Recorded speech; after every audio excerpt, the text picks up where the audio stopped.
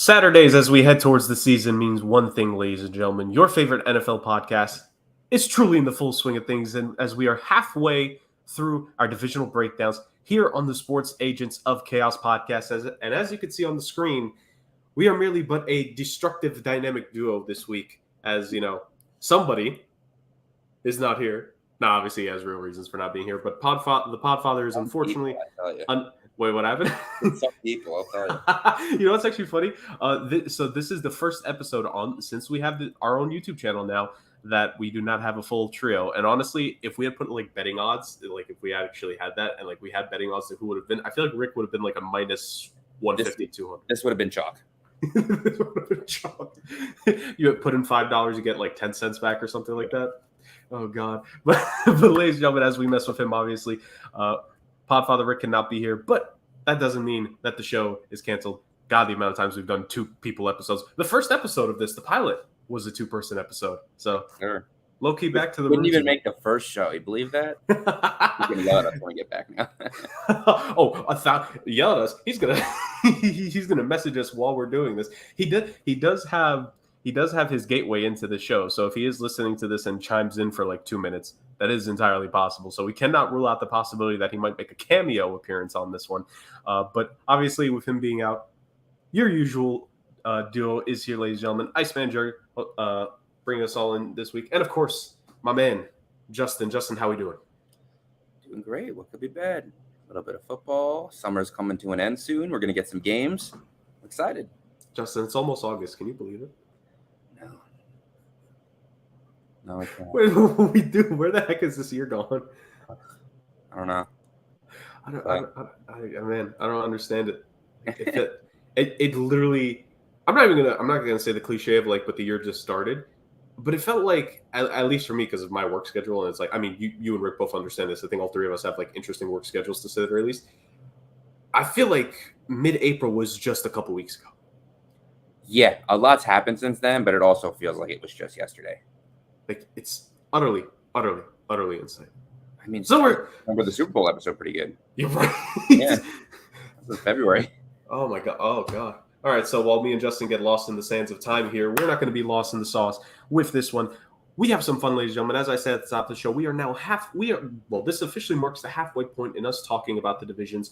The Sports Agents of Chaos 2023 NFL divisional breakdowns continues in the North, talking about the AFC. And I think Justin, and like, I think the three of us kind of like, as we structured this, we looked at it. This is kind of the episode where things really start to ramp up a little bit in terms of the 1 through 4 in each division really having a great amount of conversation in terms of like, you know, we're not talking about a team deliberately such as the Falcons where it's like, well, you know what, probably more likely compete for a top 3, top 4 pick.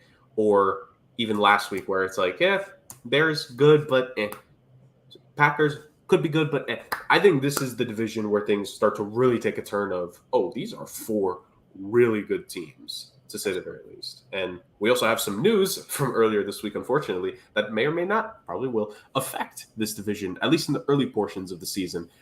TBD on how it affects all of our mental machinations on who we decide to place teams in order of this division. And as I continue to waste time, let's actually get on with the show. Why don't we? Fun football chaos is the way we do things about here. So, of course, we start with the fun. Justin is, of course, our games master. But in part because Rick is not here and it's just funner overall when we have the three of us here. Justin is getting the week off of games. But that doesn't mean we don't have some fun. It's because the script has been flipped. Justin, you're on the other side of things. And now it's time for me to test your football knowledge. As I look for. We have trivia at home. The trivia at home. The lesser version of it, as Rick would say, probably the Pepsi to the Coca-Cola. But I was even thinking several steps slower. Probably you're the Sprite, I'm the Sierra Mist here. So we'll see. We'll see how I do on this trivia. It's a trivia question that I've actually randomly popped in my mind one day at work. So the background to this trivia question, as I'm going to test out Justin here, ladies and gentlemen, is that, you know, at work when things are slow, I just, let the brain wander. And of course, that can be a dangerous proposition, especially with my mind sometimes. But then I just wandered to NFL. I was thinking about the most recent episode we had done. This was like weeks ago. I think this was probably like a week or two before we got the division recap started. And I was like, this is an interesting question I hadn't thought about before. So, Justin, the idea of finishing out on top, right? When a player's final season happens, and especially in the NFL, we have a couple stories like that. I think Michael Strahan winning the Super Bowl in his final career season, Peyton Manning winning the Super Bowl in what was the Sheriff's last ride. So we got a couple things like that. But what about not so much about the idea of going out on top and being the best team, but what if you were, in theory, the best player going out on top? Because, Justin, I did my research. I did the Steiner mathematics. And there are 2 players in NFL history who won the NFL regular season MVP award in the final year of their illustrious careers. Who are those 2 players? MVPs. Ooh. See, I haven't really been rushing up on my MVPs lately, so this is going to be difficult. And in their final season.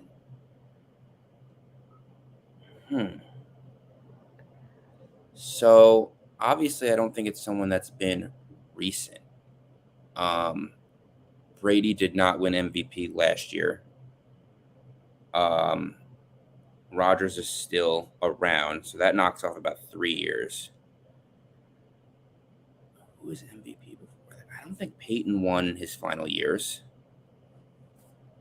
Well, he did win one in his Broncos tenure, but that I think was year 2. That wasn't his last year, though, right? No, he won it the Super wasn't. Bowl on his way out. Yeah, He was not MVP that year. In fact, I think that was the year after it was throwing ducks, correct? Yeah, so yeah, that last season when he won the Super Bowl, that was the bad year. It was like 9 touchdowns and I think 17, 18 interceptions he finished that year with. It was not a great last season statistically for Peyton Manning. He still played pretty good. Let's see. So we're gonna have to go back far, I think. It wasn't Newton.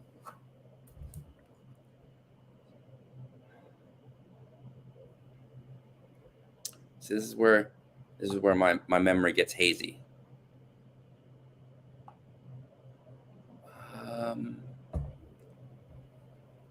Did Elway win MVP that last year? No, he did not. And I will double check it right now. I don't remember how often he won an MVP award in his career, if at all. I think he's got 1 or 2. Let me look 2 times. So he did win MVP once, but that was in 1987. So very much not in his swan song.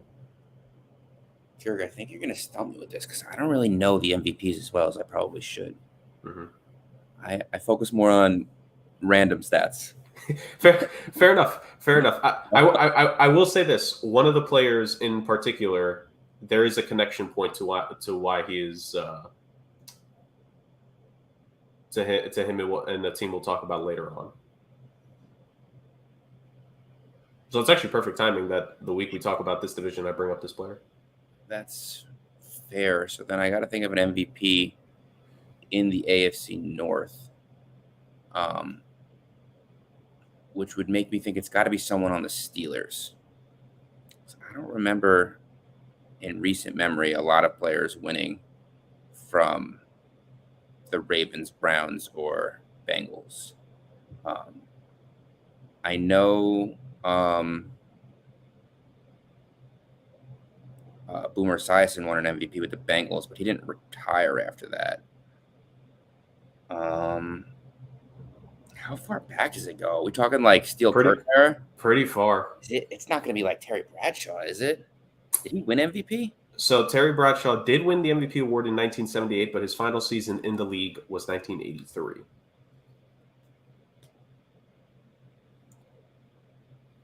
It's got to be an offensive player, right?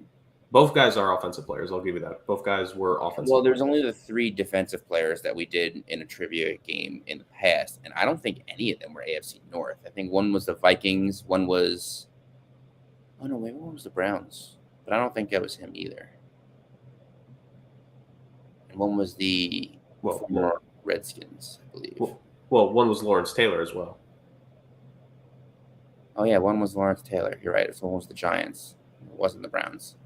I think it was the Redskins. Shoot, Jurg. See, this is where you need Rick and his encyclopedic knowledge of player awards, because Rick could probably give you every MVP back through like probably 80s. I think we need to do that one time for a fun game. See how far back Rick can. Well, probably between me and Rick, but especially Rick. I think Rick would really carry us.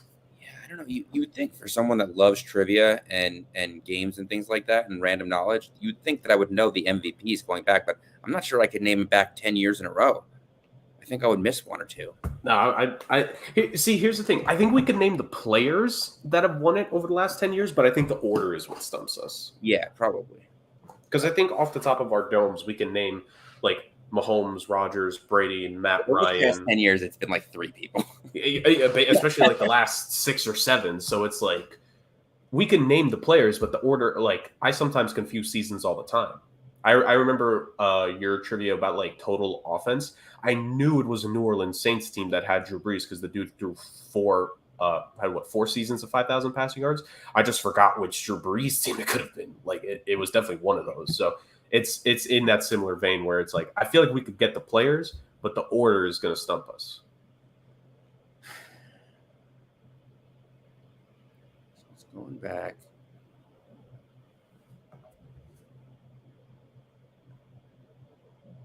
So is it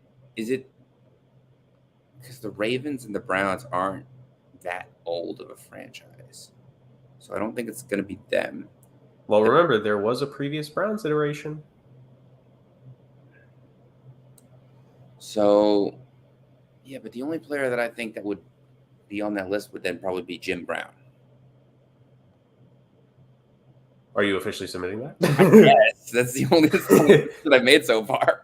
Justin, Jim Brown was a 3-time MVP in his NFL career. He won his first 2 actually in each of his first 2 seasons in the league in 1957 and 1958. And his last one came in 1965, which was the final season of his Hall of Fame career. In that season, he led the NFL in rushing attempts, in yards, and yards per game, actually, and touchdowns. So the man literally went out on top. He was the best player in the NFL in the final season of his career. Wow. Man was a legend. Yep. Rest in peace. He died this year, right? Yeah. Okay. So then I got to find the second one. And so Jim Brown was the connection point to today. This player did not play for any of the teams today. I was assuming, yeah. So is it a more recent person than Jim Brown? Actually, farther back. Farther back? There's no way I get it. Farther back. Offensive player. I want to say like Bart Starr, but I don't know enough about Bart Starr to make that guess. But did he even win an MVP? Like I don't even know. So Bart Starr did win an MVP award in 1966, but that was not his final season. No. I'll say this: this player did win the award same decade as Jim Brown. Same decade, but slightly before. And Jim Brown, you said was 65. 65? Okay. Yes. I don't know who won the MVP from 60 to 65. Take a shot in the dark. So obviously it's not going to, we can eliminate those 4 teams. Who was good in the 60s, in the early 60s?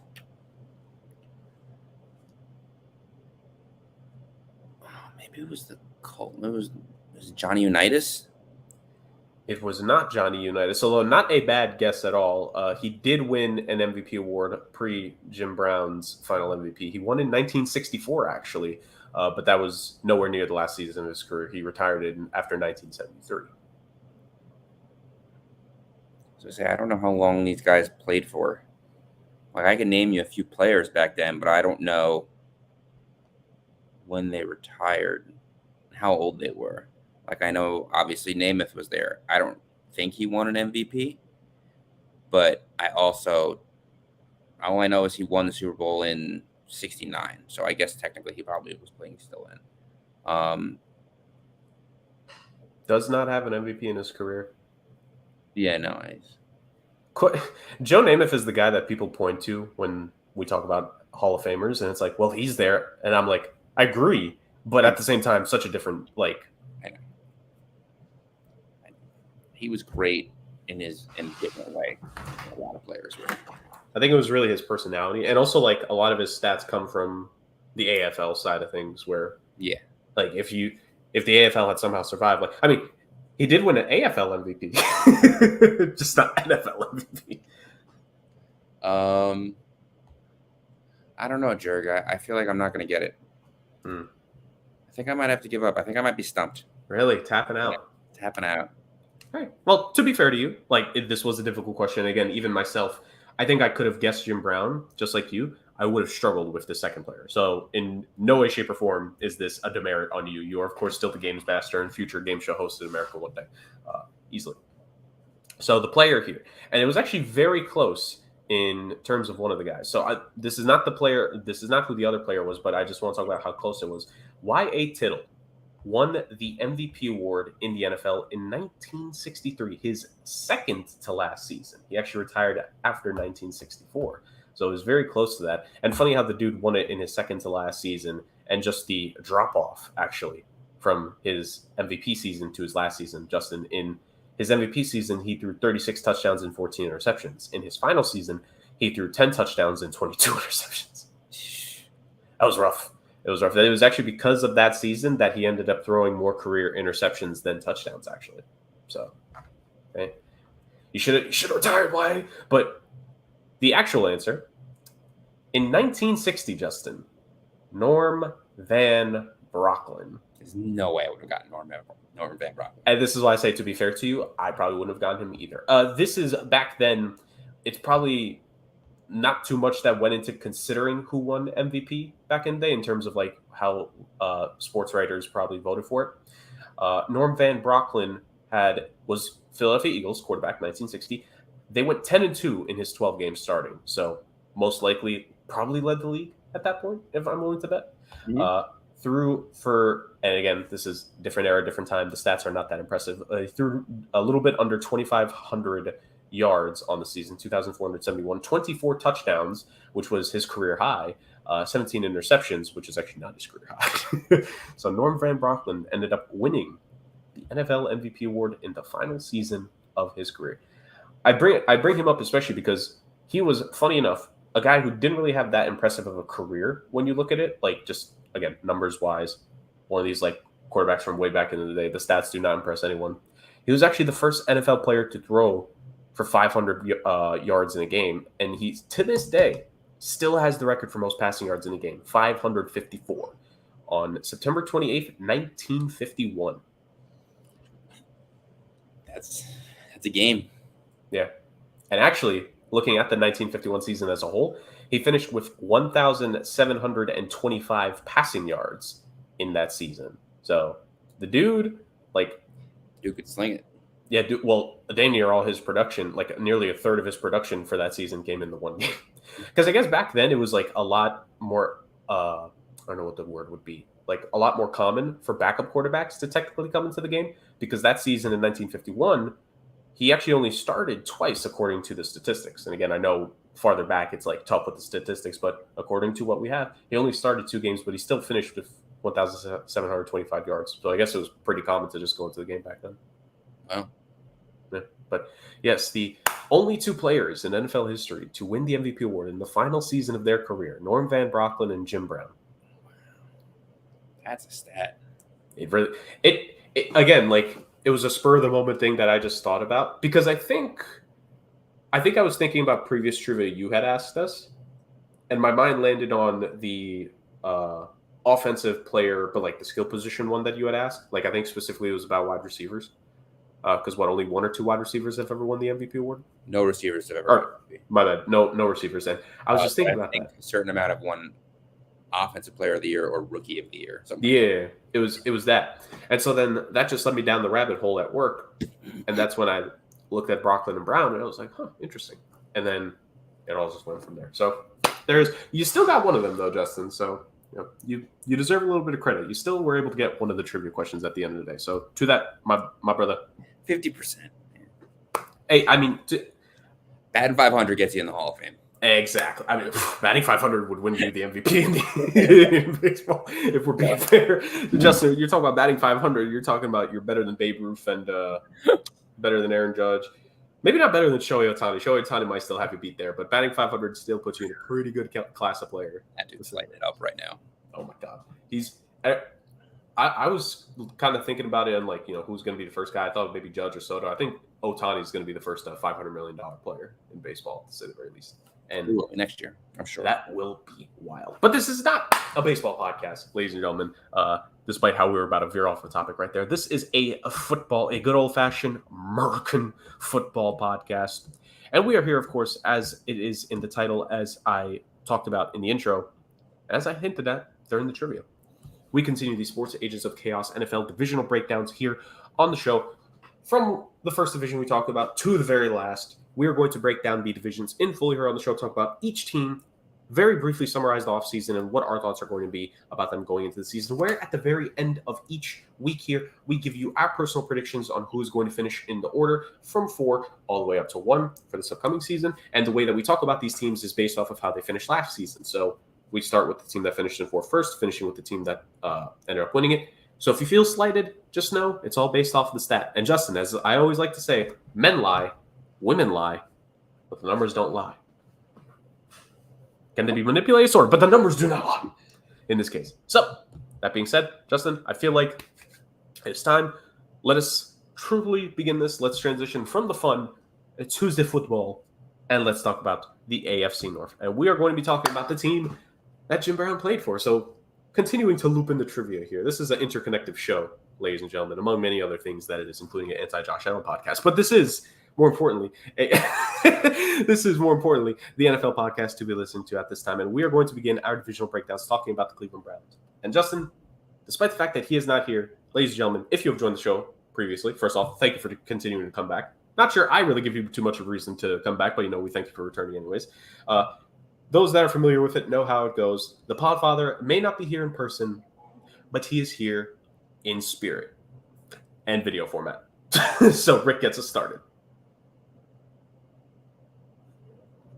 All right, can't be with you. Obviously, this weekend's a pretty big one. We are doing some work on the new studio and the new house, so that's why I'm taking some time here to record some videos for you. But we are talking AFC North this week, and so I wanted to first begin this discussion by talking about the team that was in last place, which was the Cleveland Browns. A lot of their last place problems last year dealt with the fact that they didn't have Deshaun Watson for quite some time, and Jacoby Brissett was serviceable as their starting quarterback. When Watson came back in, he was decent, but you could tell the ring rust was still there a little bit. This is a Browns team that relies on him to be a strong cog, for better or for worse. And I think we know on this podcast how we feel about Deshaun Watson personally. Professionally, he's fine, but personally, he's less than fine. This Cleveland Browns team has some good pieces in their offensive arsenal. Nick Chubb is one of the best running backs in the game. Their wide receiver core, Amari Cooper, looking for him to have another solid year. Donovan Peoples-Jones is there too, and they added Elijah Moore in a trade with the Jets for a couple of draft picks. So they have 3 good receivers and some other cast members there, and their entire room also includes David Njoku. So they have some good offensive pieces there too. On defense, you're talking about the additions of, guys like Zadarius Smith and Dalvin Tomlinson on that front line, and a good linebacking core, with guys like Alex Wright and Sione Takitaki. I think this is going to be a very solid front 7. The secondary is pretty good too. I think, there are some pieces there that I think they can work with and mold and shape in what they want it to be. I think people might be sleeping on this Browns team because it really does depend upon what Deshaun Watson does. I mean, personally, I might be sleeping on them a little bit. I don't have them doing very well this year, partly because I don't trust Deshaun Watson as much, and I think Kevin Stefanski might be on the hot seat again after this season. But Cleveland's one of those enigma teams. I don't really know what to expect from them. They added a lot of good pieces. They lost some players. And so I guess time will tell on them. But as long as they have Nick Chubb and as long as they have a good core, they're going to be a tough out. They're not going to be the division winning team, but they're going to be a team that fights for a lot of these games. And I think that that's all you can ask for in Cleveland. So as Rick gets us started on this one, the Cleveland Browns are the first team we bring up, and he brings up a lot of good points there. And just looking top down to this roster, Justin, in regards to the lack of success of the Cleveland Browns over the last 2 years, I don't think, well, I mean, maybe 2021 being an exception, I don't think you could really chalk it all down to lack of talent on this team. This is a team that has talent on it up and down the roster. We'll talk about I think what Rick kind of alluded to there is one of the main two X factors of what the success of this team could be like in 2023. But you just look at the offensive side of things. You have Nick Chubb, who is, like Rick mentioned, arguably is the best running back in the NFL. Most would say, I think, minimum top 3, top 4 in the conversation, and his consistency there. He is the definitive number 1 guy on that team. And with no Kareem Hunt, it really just feels like it's about to be a bell cow back room, to say the very least. I mean, they will, of course, try to get other running backs involved. I think Kevin Stefanski's offensive scheme would prefer that there is a second running back that emerges in that backfield. But as of now, Nick Chubb is the guy by a country mile, to say the very least, to get a lion's share of the carries. And then you look at the wide receiving room, which was, let's be real here, lacking talent last season outside of Amari Cooper. Now there's a little bit more to that team depth-wise. Donovan Peoples-Jones still there to be the vertical threat, but they added 2 key pieces that could play a role here. Elijah Moore from your New York Jets, as Rick had mentioned, maybe he could finally find a way to get something going in offense. I mean, it's a wait-and-see type deal if Elijah Moore can finally get a spark in his NFL career going here. And, of course, I think would be an interesting one. Cedric Tillman, drafted in this past draft class, one of the 2 Tennessee wide receivers that a lot of people were looking at. The 3 of us, definitely focused in on the 2 of them in terms of, depth wide receivers. They were going to be highly coveted in the second round going forward in this past draft. The Browns scoop one of them. David Njoku, a guy who I've really gone back and forth with personally, just extremely talented, has all the I really felt at the beginning of his career had all the tools and intangibles to be a more productive receiving option than what he has shown so far in his career. Has that chip set sail? Maybe he has a shock season to say the very least, but at least David Njoku, still Cleveland Brown after all this time, and I think a consistent offensive line there. I think left tackle and left guard between Jedrick Wills and Joel Bitonio, one of the most consistent ones there. You have Wyatt Teller and Jack Conklin on the right side. Very good all-around team with some nice depth pieces as well, to say the very least. And then defensively, when you have a defensive player of the year candidate in your front 4, you're going to have a good pass rush, and that's what Myles Garrett is. He is a defensive player of the year candidate. And they had some big acquisitions in the offseason. Zadarius Smith and Dalvin Tomlinson, 2 exoduses from Minnesota. And, if you want our thoughts on Minnesota, last week's episode, ladies and gentlemen. But, those 2 guys, adding them to this defensive line, a solid linebacking core. As he mentions, Taki could be a weapon there. Jeremiah Uwosu-Koromoa, I think, is in line for a very, very good year here with the Browns, to say the least. And then a defensive back crew that has a number 1 corner on it in Denzel Ward. Grant Delpit and Juan Thornhill, solid safeties, not spectacular, but 2 very good players, to say the very least. And then a Greg Newsome II, who, for what I read about him all the time, a lot of people really do like Greg Newsome as the number 2 corner on this team compared to Denzel Ward being the number 1. So, up and down, talented roster. We cannot deny that from the Cleveland Browns. And I think the entirety of the AFC North as a whole, as we're going to go through these rosters, talent is the key word here. But I think, Justin, and this will be me throwing it to you, Justin, I think this is my X factor. Now that he is back, he played the end of last season, full training camp, where we all know from day one, it's not that we have to wait a number of weeks for him to play. I mean, barring injury. Deshaun Watson's going to be the guy. From day one, from game 1, from snap 1, he's going to be the guy. And now it's him and Kevin Stefanski, and how is that going to work? So, Justin, of course, your overall analysis on the Browns, but I think, again, what Rick was alluding to and what I'm alluding to, I think the success on this Browns team will ultimately come down to the fact of Deshaun Watson's return to form. Justin, what form do you think we will see out of him in 2023? Well, I think he's got a tough break to start the season, for sure. I mean, right away, they go into Cincinnati, then they're in Pittsburgh. Tennessee is, generally a smash mouth team, and they're difficult to play. And then they play Baltimore before they have a bye week. So I think that there's a chance you still see some of that rust with Deshaun, but it's going to be interesting to see his production after starting a season. If he, as the season goes on, if he can get his legs back under him and he could be some semblance of the quarterback that we saw in Houston, this could be a really good Browns team. I mean, don't forget, they also added Marquise Goodwin from Seattle last year, who he may be getting older, but he still got some speed, and he was instrumental filling in for players last year down the stretch for Seattle. So I think that there's a lot of good moves they've made. It's going to be interesting to see how Kevin Stefanski incorporates all of these new weapons. Maybe David Njoku, like you said, can get some more touches and some more looks now that he maybe doesn't have to be blocking as much, and maybe, they're going to spread the field a little bit.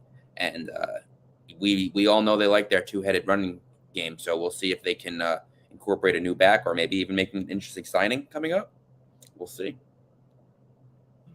Yeah, I think the ultimate deal with this Browns team is just how will the talent come together. I don't think we can deny the pure talent. And again, I say this for all these teams because I think we can say it. I think going forward we're going to be able to say this about a good chunk of these teams. There's talent when you look up and down the field in roles. Well, here's the thing.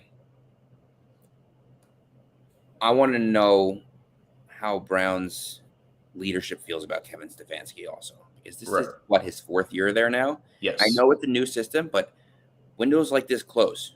You have a good young quarterback now, in theory. You have a lot of talent. Can you put it together and be successful this year? Because if you don't make the playoffs, if you have a disappointing start to the season, is it unheard of for them to make a change at head coach? In which case, now you're starting from scratch again. Now you've wasted another year of Deshaun Watson's monumental, enormous contract, and you got nothing to show for it, and you're starting from scratch. Yeah, to say the very least. And I think the performance of Deshaun really just does tie in with Kevin Stefanski. And I think the way Kevin Stefanski coaches, this has to be the best coaching job of his career. Now, granted, this is his first head coaching opportunity, but this has to be the season where he really shows himself to be the guy there long term. You bring it up last two seasons, they missed the playoffs. They made it in 2020. They won their playoff game against the Steelers there. I think they smacked the Steelers around in that playoff game, if memory serves. And then they lost to the Kansas City Chiefs, a Kansas City Chiefs team that lost Patrick Mahomes for at least the second half of the game, maybe majority of the game. So you have that case here in Cleveland. You missed it. You got the quarterback talent upgrade. Management went out and got a franchise guy. If the perception was, okay, Baker's not going to be able to do it, they got the guy. Yes, you missed him for majority of last season because, the guy's a scumbag off the field. Let's be real. But now you have him back on the field. How is he going to look? Deshaun Watson wasn't impressive last season. 7 touchdowns, 5 interceptions, a little over 1,000 yards passing. Obviously, a limited time. We know he only started coming in literally the back half, even the back half of the back half of the season. It's going to be interesting to see how Stefanski and him properly mold this and what it looks like. And I'm with you. I think that, you can have the talent, but are you the guy to help that talent come together? Because a defensive line of Dalvin Tomlinson, Zadarius Smith, and Myles Garrett, Justin, I think on any team will say that's an amazing defensive line. I don't think anyone will disagree. Denzel Ward as being your top cornerback, you could do a lot worse than having Denzel Ward as your top cornerback. And I think there's only a very handful of guys that we would even say we would prefer to have as our top corner over Denzel Ward. I think it's a very short list, to say the very least. So the weapons are there in Cleveland. And I think ultimately it will come down to not just performance, but I think also the ways they win and lose. Like this Cleveland Browns team early last season, the way they were winning and losing was an anomaly, to say the very least. It was the end of the first game of last year, if I'm not mistaken, that wild finish against the Carolina Panthers where they ended up winning by a field goal. And then was it a week or two later? Was it the Jets game where they just completely blew the lead in the fourth quarter? Yeah, they blew a 2-touchdown lead with 2 minutes left. It was a 13-point lead. I think they had missed an extra point. And the Jets, Joe Flacco threw a bomb to Corey Davis, who got lost in coverage. And then I think they went 3 and out, and the Jets still had all their timeouts. And Garrett Wilson came down and caught the game-winning touchdown with like 30 seconds left. Yeah. So to say the very least, it was not the cleanest of ways that Cleveland was either winning or losing games ultimately. Like this Cleveland Browns team, consistency was not their friend last season. And I think this season, a consistency is going to be what leads this team to any modicum of success ultimately. And I think that is going to be the thing that decides Kevin Stefanski's tenure and the success that they have. And, we've already talked about it. We have the weapons. Again, Amari Cooper was the topic of the very first episode of this podcast because I think that was the Cowboys just basically traded him for peanuts to the Browns. Amari Cooper's still a pretty good wide receiver to say the very least. Is he a number one like he was at his peak or compared to some of the other number ones in this league? I mean, he's still good. Maybe not what he was at his peak years, but he's still a really good wide receiver. I don't think again, it's a similar thing to what I said about some of the defensive things. You could do a lot worse than Amari Cooper being the top wide receiver technically in your offense. You could do worse than David Njoku being your top tight end. Again, I think personally David Njoku is ultimately talented. So at the end of the day, it is, to say the very least, going to be interesting what happens in Cleveland. But I'm with you, and I think Rick, again, this will probably come more so down the line because probably 6-7 weeks into the season, maybe even at the halfway point around the trade deadline, is when we're going to have another episode again when it comes to talking about coaches in the hot seat. Kevin Stefanski, he's going to be a guy that the first 7-8 weeks of the season is either going to save him or it's going to become a very tenuous situation with the Browns. So we'll see where it leads. But Cleveland, we could say this, you have talent. And I mean, in theory, that's an upgrade because Lord knows they haven't always had that ever since they were rebirthed in this league. So you can at least have that for yourself. All right, moving on from the Cleveland Browns, we have the team that finished third in this division and was so very, very close to making the playoffs last year. I kind of wish they would have because I think it would have been a fun playoff game to say the very least had they been able to sneak in. But sadly, they did not. But the Pittsburgh Steelers are hoping to return to the playoffs yet again in 2023. This time maybe as a little bit more than a wild card team. Will they be able to do so? Who knows? But before we get into that, Rick gets us started on the conversation of his guys, of his Mike Tomlin team. In the division last year, to a team that wasn't third, and a team that I think stunned a lot of people, which was the Pittsburgh Steelers, Billy Shakes' favorite team, by the way. I don't know how these Steelers keep doing it, man. But Mike Tomlin, we talk about his greatness and how he may be one of the best coaches in the NFL. Because last year, I don't think anybody picked the Steelers to do much of anything. And, a rookie quarterback, a lot of question marks, and they were, I think, a half a game out or a tiebreaker away from making the playoffs as the 7th seed, something like that. It was crazy. So how will this team repeat themselves? Well, it does all start in the quarterback room, and I think while he wasn't solid last year, Kenny Pickett did enough, I think, to establish himself as the QB1, and you just hope you don't avoid a sophomore slump. Now, he's got his entire cast back for his backups. Mitchell Trubisky and Mason Rudolph are still on the roster. So, they could potentially spell him if anything bad happens in that regard. The Steelers' offense churns behind Najee Harris in the backfield, and he is a gasher of a runner. And, you need a good season from him just to be strong on that side. Their wide receiving room is also very good. George Pickens was a stud last year as a rookie, and they added Allen Robinson to that team. Now, of course, they did lose Chase Claypool in a trade, but having Allen Robinson there as a capable wide receiver too, I think is pretty solid for them. And we talked a lot about Pat Freiermuth, the Steelers tight end, and how he could be the next Heath Miller. He was phenomenal, and he's a good security blanket for Kenny Pickett in the quarterback chambers, if you will. I know Justin's not a fan of this, but they did draft the third best tackle, I believe, which was Broderick Jones, right before the Jets had the pick. Thanks, Bill Belichick. And, it's one of those funny things where it's like the Steelers' offensive line might be a little more underrated than people think last year. Besides, Nate Herbig is there as well, and I believe Okafor is there too. So they're not the studs of the past, and not the Alejandro Villanuevas, but they're a good team. And if Broderick Jones plays mean, I think they'll be really solid there on the offensive line too. The defense, that's the calling card for the Steelers. Look at their defensive line. Keanu Benton, who they just drafted. Cam Hayward, Larry Ogunjobi. This is a formidable front run-stopping game. And their linebacking core, they got better, which is amazing to say they got better because they had Alex Highsmith and TJ Watt. And what did they do? They added Marcus Golden. Now, I know he's 32, but that veteran presence there is going to be absolutely huge for them. I think he could be a really, really solid player for them too. And their secondary, well, Minkah Fitzpatrick is there. Keanu Neal, you got two very good safeties. And then in the draft, you added Joey Porter Jr., the hometown boy coming home to play for his dad's team, and Corey Trice, who I was big on. He's a big, physical, 6'3" corner. Not to mention you added Patrick Peterson there, so who better to learn from one of the best corners to do it?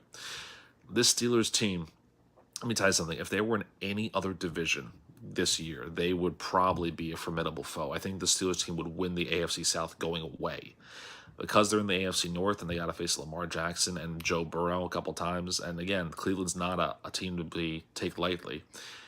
It's going to be interesting. This is going to be a fight for the Steelers to get back above 500. I think they'll be able to do it. I think their schedule favors them in some games, but man, it is a tough sledding for Kenny Pickett and the Steelers team.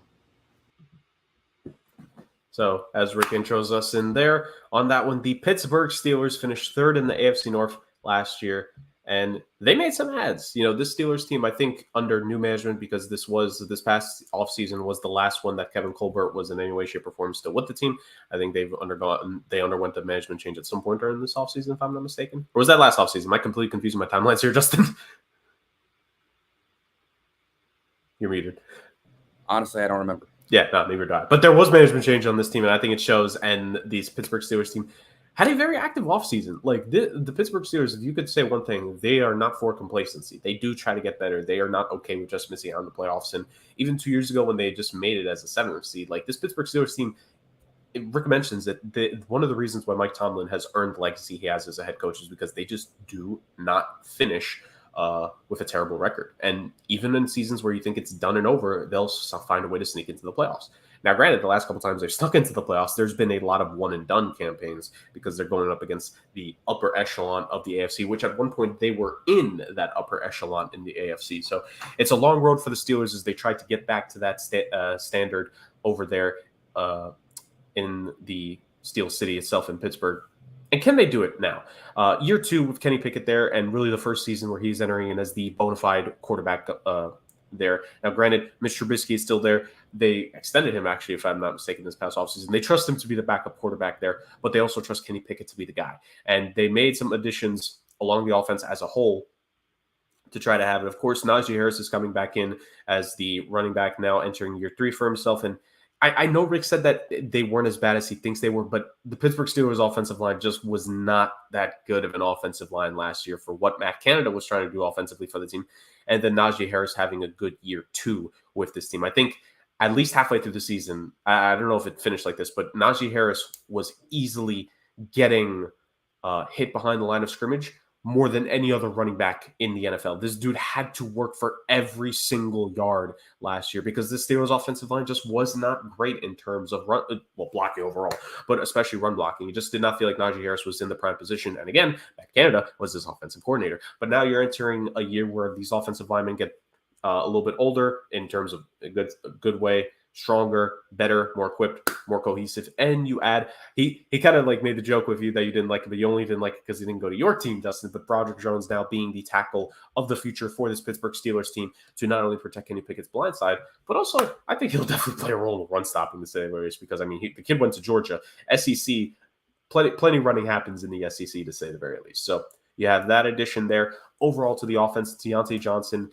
entering a year where he is, again, the number 1 option on this team. George Pickens, year 2 for himself, I think is very interesting. I think 1,000 yards is going to be a lot of people's expectation for him, considering the rookie season he had, which was good. A little bit more consistency. If we need more consistency out of him, and if he is more consistent, he's easily surpassing 1K yards this season, if that aligns.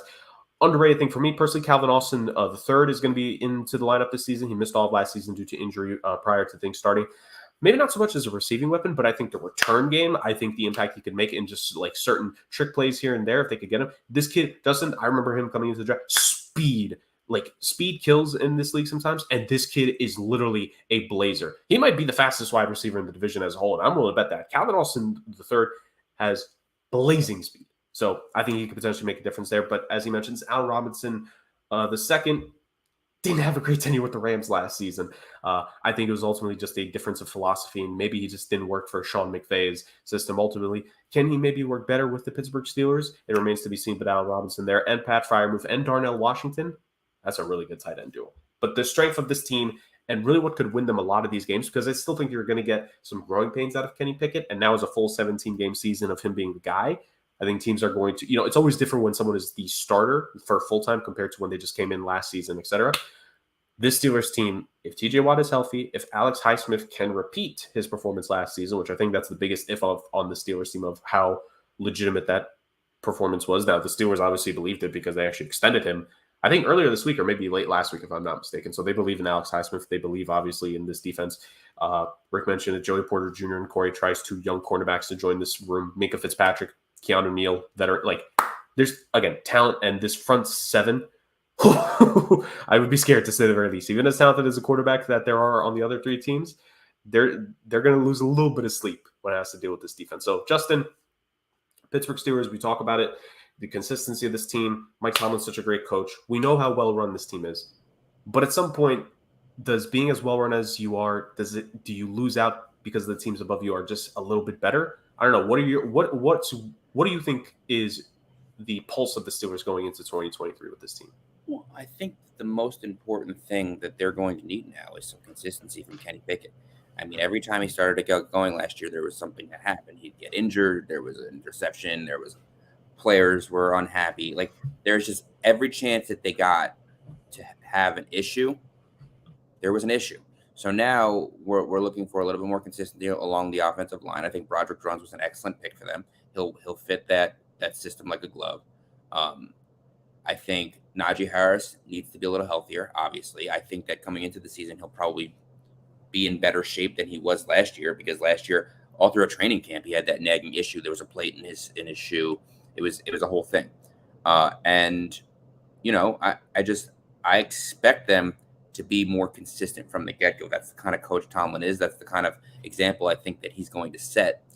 The issue is, can Pickett be consistent, and can he consistently improve, especially in a tough division? I do think it's possible. I actually like Kenny Pickett a lot more than other people might want to give him credit for. I think the kid's a winner. He's not necessarily a traditional quarterback, but he gets things done, and he's a playmaker, and he's been really good for that team. So it'll be interesting to see how their schedule shakes out and how they start to try and string together some wins. But I could see them winning a lot of games again this year. Would it be reckless for me to say that Mike Tomlin gets another winning season? I don't think so. Right. Yeah, it's definitely not a losing season. I think we can confirm. Mike Tomlin just doesn't know how to lose, and he doesn't allow these Steelers teams to lose. Rick mentions the schedule for this Pittsburgh Steelers team, and it will be interesting because, again, you know, when you finish lower in a previous season, in terms of obviously there's your divisional games you have against your division, and there's the corresponding 2 other divisions you have to face as it rotates year after year. But let's look at some of the other teams that they have to face based on who finished last season.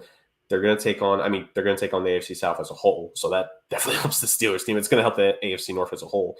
But, you know, the Steelers are going to have a game against the Houston Texans. They're going to have a game against the Las Vegas Raiders that they're going to face. They face the NFC West, so they get games against, you know, we don't know what the Rams are going to look like this season still up to this point.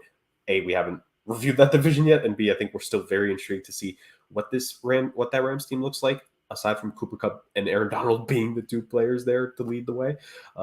But they have that. They have the Arizona Cardinals, which, I mean, might as well just be an off week for most teams for this 2023 season. There are a lot of favorable games with this Pittsburgh Steelers team. That being said, however, you know, is this Pittsburgh Steelers team this is my question, is this Steelers team entering a lot of those games where they are perceived to be the favorite, but are they going to prove why they were the favorite? This Steelers team has had a bad habit for years now, and this goes back to when Big Ben was there, of playing down to competition. And I could very much see a case in a couple of these games where in that Houston Texans game, maybe it's 17-14 after the third quarter, and the Texans started out bad, but the Steelers just couldn't take advantage. Maybe again in that Green Bay Packers game, maybe it's 14-14 or something like that early on, because they just allow some quick strikes to Jordan Love. I know I'm being a little bit inconsistent there, but not inconsistent. No, I'm being a little bit unrealistic there, but, you know, please just work with me here. Like, I think with the Steelers team, this is no thing. They have struggled playing down to competition. They can play up to competition, no problem. I think even in seasons where we thought they weren't the best of teams, they play up to competition. But I think even the most hardcore and realistic Steelers fans will tell you this team struggles with playing against teams that it should be better than, because they don't always take it seriously. As much as we know Mike Tomlin drills that discipline into this team, we've seen it for years where they lose games they shouldn't have, you know? So maybe you could say because that was the way certain players were in those previous years of Steelers teams. I think that's a fair point if you want to bring that up. But I want to see if this Pittsburgh Steelers team the consistency, the lore of the franchise, the greatness of Mike Tomlin and his ability to shape a team of guys to come together aside. Can the Steelers team take that next step? I think that's a legitimate question to be asked with them for this upcoming 2023 season. And to your point, would I be shocked if they somehow rattle off 10 wins this year? It's Mike Tomlin. I don't think we're legally allowed to be. But would I actually be surprised if maybe they underperform a bit this season? I honestly wouldn't be, because I think there are still some questions about this team. And look, at the end of the day, only 7 teams make the playoffs at the AFC, right? I mean, NFC as well, but especially the AFC. Only 7 teams are going to make it. And I think as we're going to go through this, Justin, I think at least 2 or 3 really good teams are going to miss out on the playoffs in the AFC because they just didn't have something compared to the other teams ahead of them. Now, not excluding division winners, obviously. Division winners are division winners, but I'm talking about just the wild card hunt. I think the Steelers, you can make the argument for either way of, yes, I could see the Steelers missing out because they just lack this compared to the wild card teams that finish above them. So I think that is ultimately. But I'm also with you. I think Kenny Pickett in year 2 here will be like, it'll be a big telltale sign of what kind of quarterback are we going to see in the future. But again, me personally, Matt Canada ain't the best offensive coordinator in the world. He's just not. And again, I say this as someone who knows a Steelers fan, and I say this as someone who's actually watched Steelers fans and talk about their team.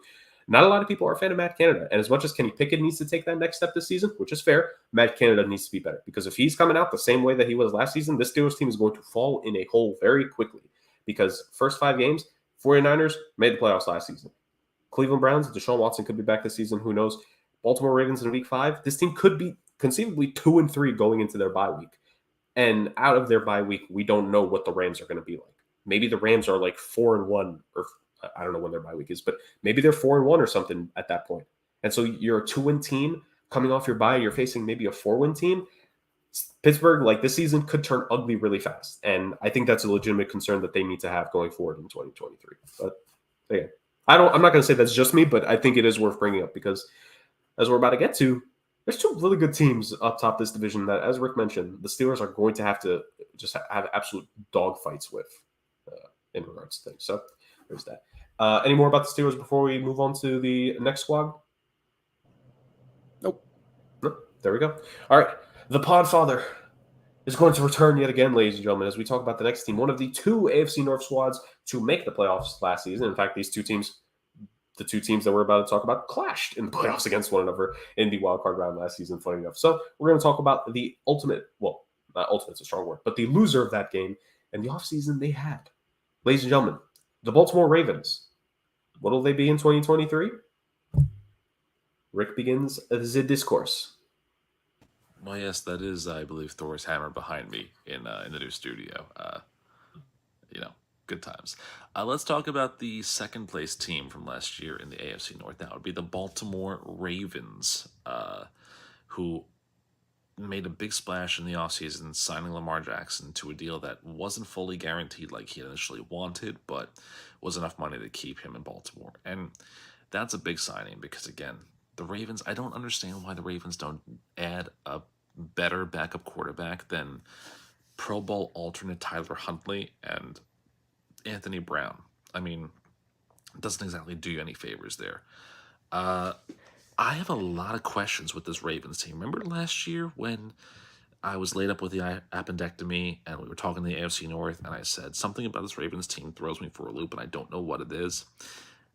The fears are creeping back in again with this Ravens team. Let's start talking about this again. If Lamar goes down for whatever reason, who's the backup? Who's the help there? There's nobody really there. That's a problem here. Who's in the running back room? J.K. Dobbins, who never seems to be healthy. Gus Edwards, who hasn't gotten a real full-time starting shot. And they added Melvin Gordon on his 3rd or 4th or 5th team. I mean, if he still got the chops, great, but otherwise, I don't know. So quarterback and running back are big question marks. The question marks end there because the wide receiver room is stacked. They added Zay Flowers, who's going to be a good slot back for them. They added OBJ. They're going to have Devin Duvernay and Rashad Bateman back, along with a couple other pieces there. So they are wide open in the wide receiver room. Their tight end room as well, with Mark Andrews and Isaiah Likely, Charlie Cole are also there. Excellent tight end room. And on the front line, Ronnie Stanley can be really, really good for them. And Tyler Linderbaum showed that he was an excellent player on their offensive line last year. Now let's move to the defense, because this is kind of where things get a little interesting there. I don't really know a strong player on their front defensive line, because I know he's older, but Calais Campbell is no longer on this team. So whoever's there has to really step it up in the trenches, because the linebacking core is over crazy. Patrick Queen, if he can play on a good contract, let's see. David Ojabo, Roquan Smith, the kid they just drafted, and Trenton Simpson. If they can find a way to have some synergy in the linebacking core, I think they'll be really good. The secondary, yes, they lost Marcus Peters. They added Rocky Sin. Is that a straight trade-off? I don't really know. But they have Marlon Humphrey and Marcus Williams as well. The big key for the Ravens, and it seems like it's the key every year with this team, is can they stay healthy? And one guy in particular, if Lamar doesn't stay healthy, then you got a problem there. But the team itself, they find ways to get hurt at the worst possible times. They were depleted last year in the secondary, depleted last year in the wide receiver room, and of course Lamar got hurt towards the end. I just don't know if this Ravens team can do it again this year. I mean, they keep reinventing the wheel. They're not changing anything around, really. And so that's the big question mark here, is can they stay healthy? And I guess we'll have to wait and see, but I would say you have to be on a little frayed nerves here if you're Baltimore, because there are a lot of question marks here. There are good pieces, don't get me wrong, and there's talent abundantly. Can they stay healthy, and can they win when it matters most? Those are the big questions. Health, consistency, and winning. That is the thing that the Baltimore Ravens are going to hope for in this 2023 campaign. The last 3 seasons of the Baltimore Ravens has seen a lot of questions for all those things. And as Rick mentions, the number one thing when it comes to health is Lamar Jackson. But I also think it is worth mentioning that there were a couple of guys offensively and defensively over the last couple of seasons that have had injury struggles for themselves as well. I think of Rashad Bateman, who kind of missed a good chunk of his rookie season, who really we saw most of his production so far coming from last year, and we still need to see him take that next step. Some guys in that secondary missed time last season due to injuries, and it may not have been necessarily missing so many games, but missing the last quarter or quarter and a half, or you missed the second and third quarter, but you're back in the fourth quarter due to injuries. That was the case. I think it was the Ravens-Dolphins game is actually the first one that comes to mind for me personally, Justin, where their entire secondary got hurt in that game. Now they were back, yes, the very next week, but you lose guys in game. That doesn't help you in that game either, right? And each game, especially in this hyper-competitive AFC, is going to make a difference. But let's break down the roster very quick. Of course, Lamar, as Rick mentioned, is back, a brand new contract and all. He's going to be the guy there. J.K. Dobbins and Gus Edwards, what will we see out of those guys? Can they hopefully be healthy, especially J.K. Dobbins? That dude has just suffered with injuries so far early in his career. Can those running backs finally make it past freaking training camp in the preseason to finally play in the regular season? Look, all due respect, but those guys, they're not getting hurt like week 7 of the regular season. They're getting hurt in like week 1 of the preseason, if they even make it that far. Wide receiving room, as he mentions, it's a little bit wide open. You have a veteran in terms of just being in the organization in a Devin Duvernay. You have a Rashad Bateman who you hope is going to take that next step offensively. You signed Odell Beckham Jr., drafted Zay Flowers, who you hope does, has some really big plays and makes that connection with Lamar, kind of maybe similar to what Lamar had with Hollywood Brown before they traded him before last season. Nelson Aguilar's on this team. I just felt that was worth mentioning in case anyone wanted to know where he was at in the NFL. There's your Nelson Aguilar mention here. You have the great tight end in Mark Andrews, one of the best receiving tight ends in the NFL. You have a very good backup in Isaiah Likely, to say the very least. And you have a strong offensive line from bookend to bookend with Tyler Linderbaum in center. Oh my God, that kid's going to be a all-pro caliber center for a long time. He was good, to say the very least. And then the defense. It's actually funny that Rick brings up the defense, because I don't know if this is just me, Justin. I've never considered the Baltimore Ravens as a team that's notorious for having just a sack-heavy defense. Now, obviously, sacks are important, but they're like, even in the best years of their defense, when Ed Reed and Ray Lewis were terrorizing the entirety of the AFC North, can you think of a lot of double-digit sack players on those two teams? Or not those two teams, but on those teams? Off the top of my head, it's kind of hard to. This has never been a team to me personally that has guys that are going to have the monster seasons like a TJ Watt has for Pittsburgh, like a Myles Garrett has for Cleveland. They've never had that. This is a team-constructed defense that the front four, their job is to help create the pressure, and that's where guys can, bounce in and those linebackers can make an impact. And we don't talk about linebackers. What a linebacking core this goddamn team has. Maybe the best linebacking core, dare I say, in all of football, potentially. You have Roquan Smith there, who can also get to the quarterback in his own right. You have Patrick Queen there, who Rick kind of mentioned is playing for a contract this season. if there's one thing that guys do in their contract years is stay performing. If he stays healthy, I mean, I like Patrick Queen personally.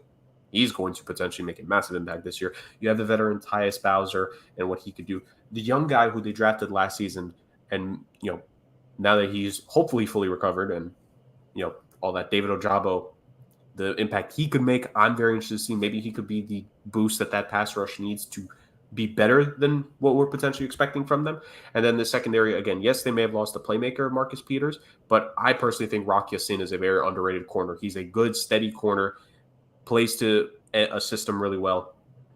And the support for him, it's not like Rock Ya-Sin's being the number one corner here. He's got Marlon Humphrey, he's got Marcus Williams, he's got Kyle Hamilton. That dude has support in that defensive back room. Like, I think his job is to just be there and to just play his assignments in coverage, whether it be man or zone, very well.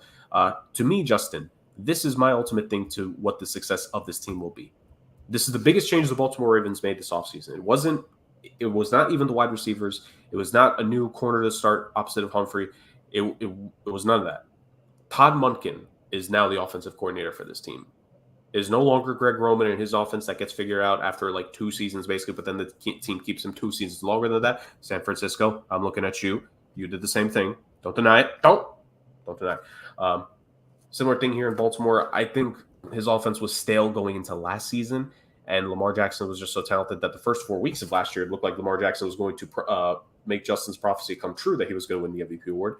I was looking good for a couple weeks. Justin, you were looking very good. Lamar Jackson was the quarter season MVP by a mile, to say the very least. But then, as things go, death, taxes, and a Greg Roman offense gets found out eventually by the league. And that is very much what happened. And again, Lamar getting hurt didn't help either. But Todd Monken's coming in. The way that he's going to scheme it along with John Harbaugh and lead the offense is going to be very interesting. He spent 3 years with the Georgia Bulldogs, being the offensive coordinator and quarterbacks coach, helping them win back-to-back national championships. So aside from me wondering how he is not somehow in the Philadelphia Eagles organization, he is going to very much be a key role here. I personally think, and I don't want to place the pressure on him of he's the make or break, but I think his hiring is going to play a significant difference, because this is now going to be a new guy who, I'm not saying they're going to go away from Lamar running the ball. Play to your strengths. Have Lamar be the playmaker he is. But can Todd Monken potentially unlock something in Lamar passing-wise that we haven't seen?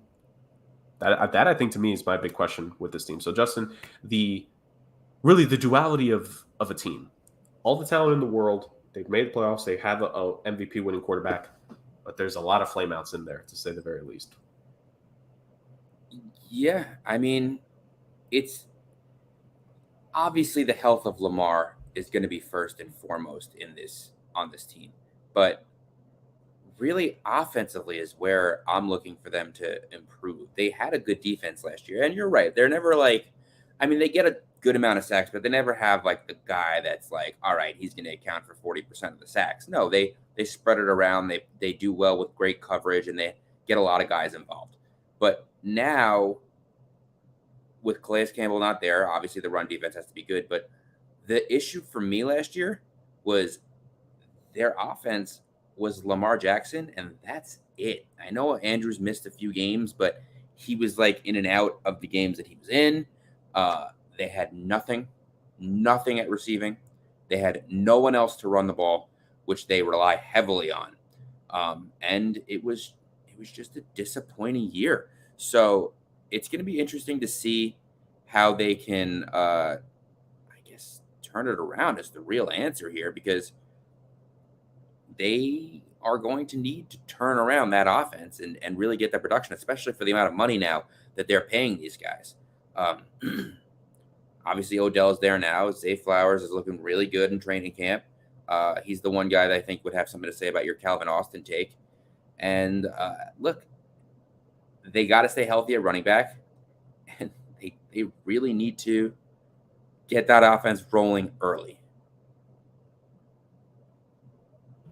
My bad. I thought there was a little bit more there. No, and by the way, before people yell at me in the comments of this video, I did remember Terrell Suggs. Calm down before anyone jumps on me about, I didn't want to say it. Calm down, people. I did remember Terrell Suggs, but I'm saying, even aside from him, this is like the Baltimore Ravens have never been a team to have a lot of guys like that. So calm the hell down. I remember Terrell Suggs won Defensive Player of the Year. Yes. Should they win it this season? I don't know. But, irregardless. Yeah, ultimately, the success of this team is going to come down to the offense. I'm with you. I think this defense is good. I think this defense is fine. And I think just health overall. Again, we always talk about it with Lamar, but I don't think it can be underratedly said, like, the health of the entirety of this goddamn team. Ronnie Stanley has missed time in the past due to injury as well. Let's not, completely disqualify that. Like, health of this team in the key positions is how they're going to succeed. Even health in that wide receiving room. Rashad Bateman needs to prove that he could stay healthy for a full 17-game season now and show that he was worthy of being a first-round pick. Odell Beckham Jr., how has he gone from that injury in the Super Bowl that, in part, nobody signed him last year, maybe in part due to injury, maybe in part due to contract demands, whatever the case was.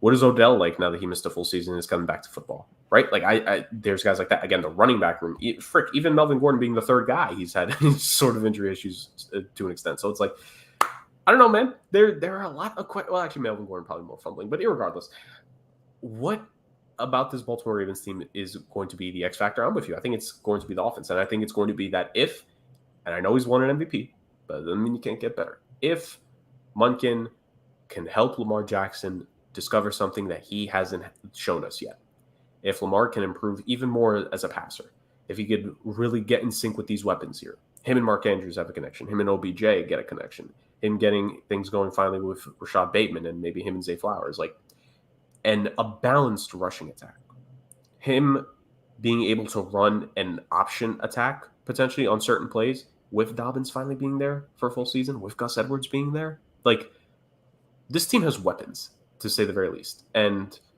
maybe not to the extent, obviously, wide receiving wise, we would give the advantage, I think, to probably all the other AFC North teams if we're talking about wide receivers, right? Like, Cincy, it's a close case. The Bengals' third wide receiver, you could say, maybe could be the Ravens' number one wide receiver.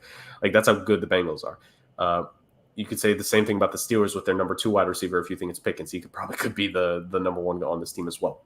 The Baltimore Ravens, I think, overall talent may go to the other teams, but I think if you're talking about how it should fit into a scheme, I don't think there's any excuse in the world for this Baltimore Ravens team to underperform this season. And I think it's going to be really indicative of the fact that Lamar got his contract and he's going to have to perform, but this team needs to be right there with him. Like, we can say that, he was paid all this money and this, that, and the third. Are we going to forget the fact that there are other guys on this team that have been paid? Are we going to forget the fact that there are other millionaires on this team? Like, we always talk about the guy who just got paid and now he has to perform. There's 21 other starters between both sides of the ball. And if Lamar is the only one playing up to his contract, the losing wouldn't be on him. So I think the story of this team is what I said after Rick's video finished. I think consistency, I think health, and finding ways to win. I think that those are the three things. Consistency in the lineup, consistency in the offense. Again, I really do think Munkin is going to be the X factor for this team on the offensive side of things with play calling. Health, I think the health of Lamar, I think the health of the running backs, I think the health of the wide receivers. And the funny that I'm going through every single skill position group for a reason, and I could do the same thing on the defensive side. The defensive backs, the offensive line, health everywhere with the key pieces big, and then finding ways to win. This team found ways to lose last season, which is really entertaining, kind of looking back. But that Dolphins game, that Buffalo Bills game, I'm sure there's a game that I'm forgetting about, if I'm not mistaken. Probably one of the Bengals games in the regular season. There was a few where they were down double-digit points. Yeah, and also John Harbaugh with the fourth. Wasn't that the big thing last season? Like his calls on like fourth down plays, like 4th and 1s, and I think that was more of the season before. But it's something that I think existed last year. It just wasn't as big a story. Mm-hmm. But I think that all plays into it. I do think, let me make this clear here. I think Baltimore is in line for a really good 2023, but it's all in their hands. And if they blow it, if they blow it this year, woof, Maron, it is not going to be a pretty offseason in the early months of 2024, to say the very least. This Baltimore Ravens team, there are expectations there. The Chiefs have won their Super Bowls, and they're gunning for more. The Bills are gunning for a Super Bowl. You have hopeful teams like the Dolphins and the Chargers. The Ravens, are you starting to kind of lose yourself in the upper echelon in this conference?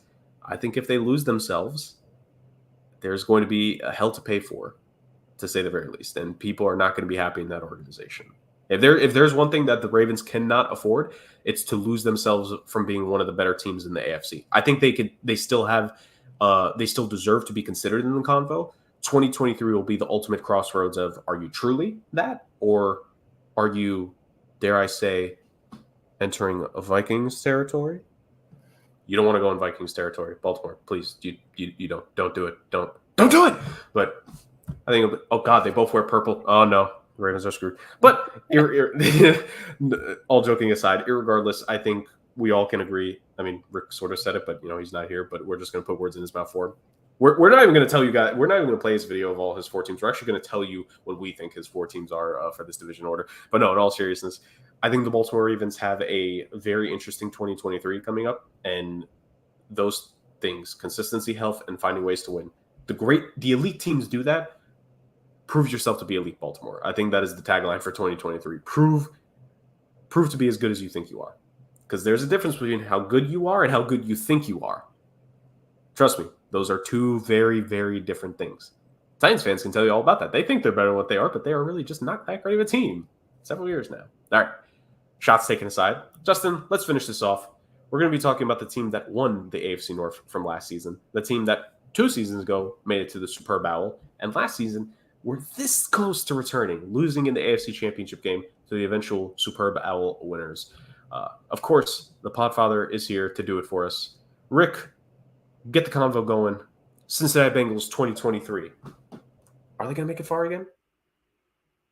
Conversation here with the defending AFC North champions and the team that I think a lot of us pegged to go back to the Super Bowl last year, which was the Cincinnati Bengals. Of course, didn't quite go that way. They did lose to Kansas City in the AFC title game because, when you're facing Patrick Mahomes, you would lose in the AFC title game. But let's discuss this team. So, Joe Burrow, great quarterback. We all know how good he is. This week, the big news, obviously, was that he was carted off with a calf injury. But, let's see the severity of it, if there's anything crazy to it. There's nothing really in their backup room that, inspires confidence, I think.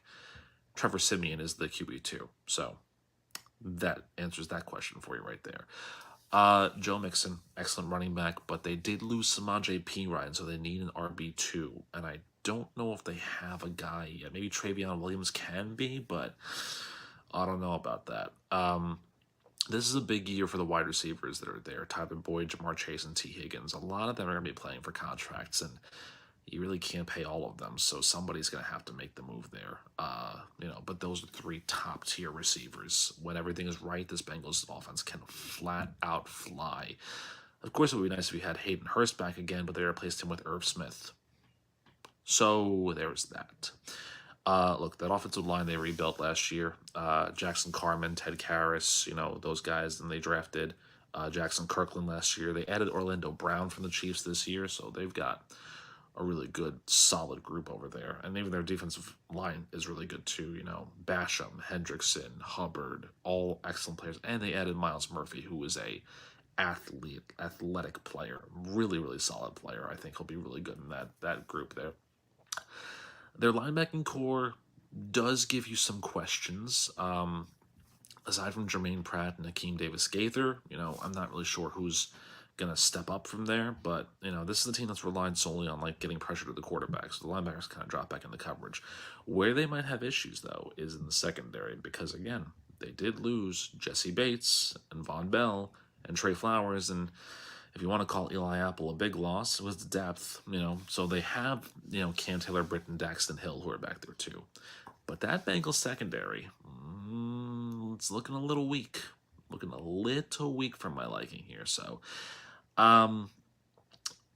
they're probably the favorites, I think, to win the AFC North, although the betting might have changed with what happened in the training camp with Joey Cool. I guess we'll see. He should be okay for week 1, I think. If he's not, then obviously things will change. But I think having the Bengals as your repeat champion is not the worst idea in the world. It's not my idea. I do have someone usurping Cincinnati this year and being the team that wins the AFC North. And it might cost me some considerable play here. But I just think there are too many question marks that they didn't replace guys properly. And they still have a lot of questions with running backs and their linebacking core. But we'll see if they're going to be a team to beat. So now I'm very excited to see who he is picking for his division. I'm almost now tempted to just play him first and we react from there, Justin. Because, I mean, Lord knows. So he clearly, Rick has the Browns winning. No, in all seriousness, let's finish this up with the Bengals here properly. Again, this is the division where the talent really starts to seep through for all four teams now here. And good God above, talent on this team. On the offensive side, no shortcomings. Yes, obviously, he is now hurt. Damn that cheap grass that Mike Brown. Again, I texted this as my conspiracy theory in the group chat. I'll say it here. Conspiracy theory, Justin. Mike Brown is trying to hurt Joe Burrow so he doesn't have to pay him so that the Bengals tank this season and get Caleb Williams next year and then restart the pay cycle. That's totally what's happening in Cincinnati. Totally what's happening. No, obviously, I'm kidding. Calm down, Bengals fans. Look, I think Justin, hold on. Justin, get back me up here. I've actually low-key been like a heavy Bengals supporter over the last like year and a half with this team. I love the freaking Bengals. Now, is there some bias because one of my things I worked on at my job over about a year ago now at this point was Joe Burrow related? Oh, absolutely. I'm not going to hide that bias at all. I am 1,000% a Joe Burrow stan, and I love Jamar Chase too. So, and how dare you take a shot at Irv Smith Jr., Rick? How dare you? Now, SEC bias aside, talent on this team, Joe Burrow at quarterback. I think worst case, again, we don't know the severity of things, but because we're still a little bit of ways, Justin, hopefully it's not too severe. Maybe at most Joe Burrow misses the first week or two of the season, which I mean could be very detrimental, as I would very much imagine Trevor Siemian going over 2 with this goddamn team. But aside from that, if a backup quarterback is going to have to be carried by the weapons, there are weapons to carry a guy here. Joe Mixon as the RB1. He took a pay cut or some contract modification to stay with his team. Yes, they did lose Samaje Perine, but you still have a proven 1,000-yard rusher in the backfield nonetheless there. Jamar Chase, wide receiver 1. T. Higgins, going to be somebody else's wide receiver 1 potentially next season as he enters the final year of his contract. And then Tyler Boyd, very good wide receiver 3 on this team. Irv Smith Jr., I hope he could put together. He falls in my David Njoku category where I hoped at this point he would have done more in his career, and he just hasn't due to, in part, mainly injuries, but also I think opportunity, which I'm not surprised that a young kid like him just never got an opportunity in that fraud team in Minnesota. But, I'm thinking Irv Smith Jr. could maybe prove some people wrong, and maybe being with some guys that I want to say he probably battled with a little bit in college, and if my timelines are not wrong, I think Irv Smith Jr. may or may not have had a game or two against Joe Burrow and Jamar Chase when he was at Alabama when they were at LSU. I mean, pretty close to age, so I would hope. Or maybe I'm just wrong. Hell if I know. I don't follow college football as much as I do around the draft time, ladies and gentlemen.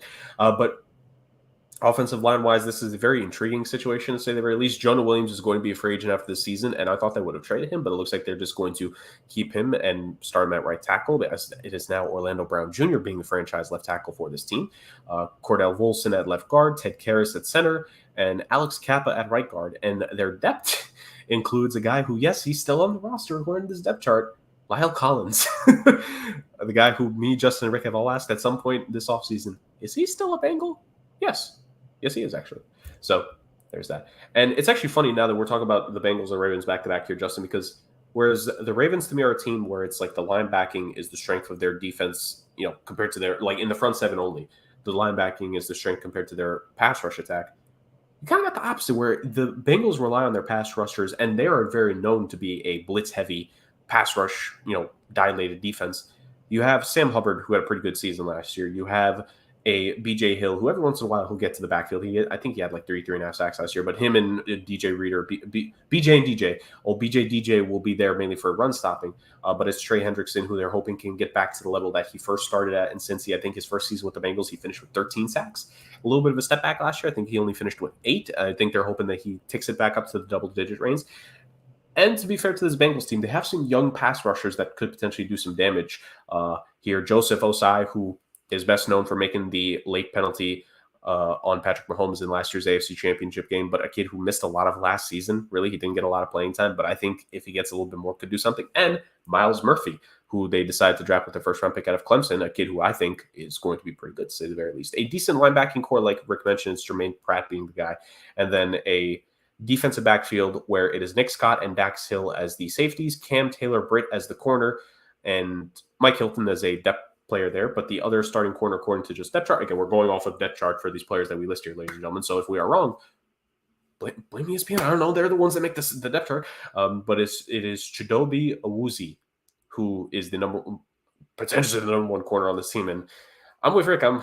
I'm feeling a little woozy reading that starting lineup for the corners and safeties there, Justin. Ultimately, my thing, if I could say one thing about the Bengals, I think their ultimate failure in the offseason was not upgrading the secondary the way they should have. I know before he signed with Detroit, the Bengals were in the conversation, in the Johnson conversation. Now, maybe it was just that reports. Maybe it was that as not as realistic as we thought. I don't know. But if they were, I think a massive loss that the Bengals did not really push hard to get CJGJ there, because he would have made a difference, to say the very least. I think his playmaking would have been a big help. It wouldn't have been a detraction in any way for the secondary, but it definitely would have been a big help.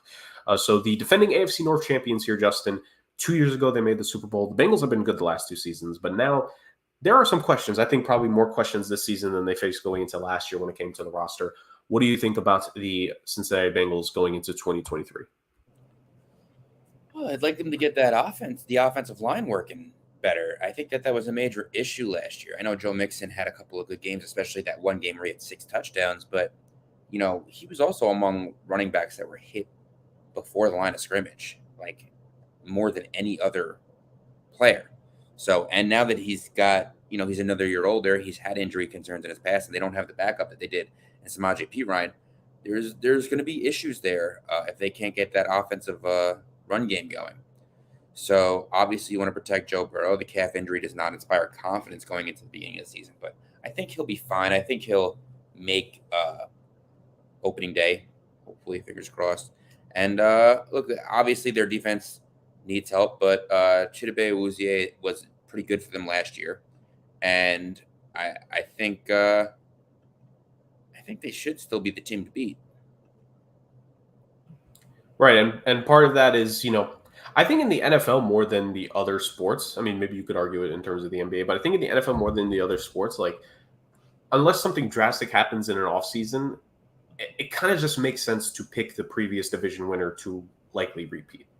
I think, I mean, I know this is an exception to the rule, but the run that the Patriots had obviously maybe is more of an outlier, but I think you have in certain cases when you see a team constantly have a good season, again, unless something big happened in the offseason, do we really think they're going to lose it? Like, I don't know. I think it's maybe it's a little bit more of a case-by-case basis, but I think that the Bengals very much have a very good shot at winning this division again. I agree with the point Rick had.